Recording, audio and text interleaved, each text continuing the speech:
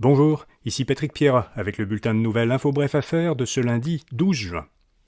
Le taux de chômage au Canada a augmenté le mois dernier de 0,2 points de pourcentage pour atteindre 5,2%. C'est la première fois depuis août 2022 que le chômage augmente. Statistique Canada note que le nombre d'emplois a baissé de 0,1% en mai.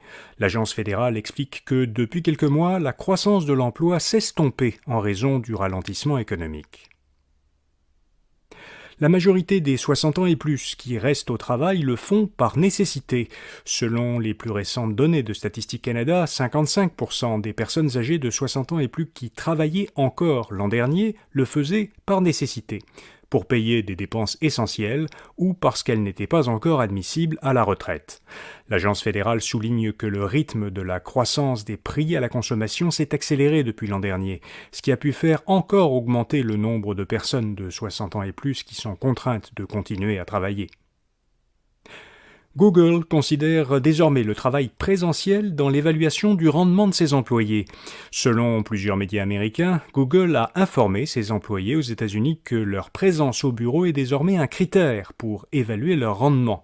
Google leur demande d'aller au bureau au moins 3 jours par semaine. Dans un courriel, l'entreprise leur explique que beaucoup de ces dernières innovations ont été conçues par des équipes dont les membres ont travaillé dans un même lieu de travail.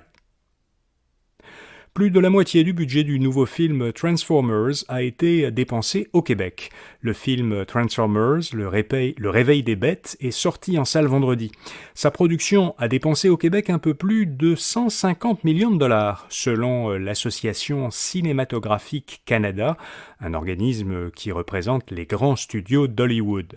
Alors c'est plus de la moitié du budget de 200 millions de dollars américains, donc 265 millions canadiens, qui a été alloué à cette super production qui a donc été dépensée au Québec selon cette association.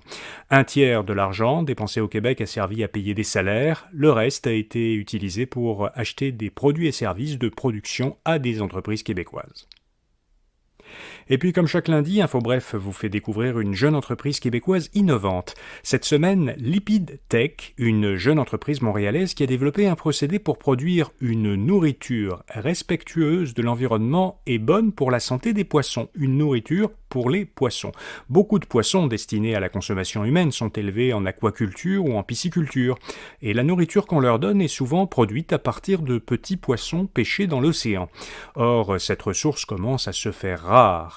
Alors la solution de l'Epitech est de cultiver des micro-algues nutritives dont elle a modifié les gènes. Ces algues sont ajoutées à des granules destinés à nourrir les poissons d'élevage comme le saumon, le tilapia et la truite. Pour en savoir plus sur l'Epitech, allez lire son portrait à infobref.com. Voilà, vous savez l'essentiel. Un grand merci aux 50 auditeurs qui, depuis vendredi, ont répondu à notre premier sondage. Si vous ne l'avez pas encore fait, s'il vous plaît, cliquez sur le premier lien dans les notes de cet épisode et dites-nous ce que vous pensez de ce balado et ce qu'on pourrait faire pour l'améliorer. Ce court sondage en ligne est aussi disponible à l'adresse bit.ly/sondage balado, bit.ly/sondage balado en un seul mot, au singulier, en minuscule. Merci d'avance pour votre participation à ce sondage. À demain matin pour notre prochain bulletin de nouvelles Info Bref Affaires. Bonne journée.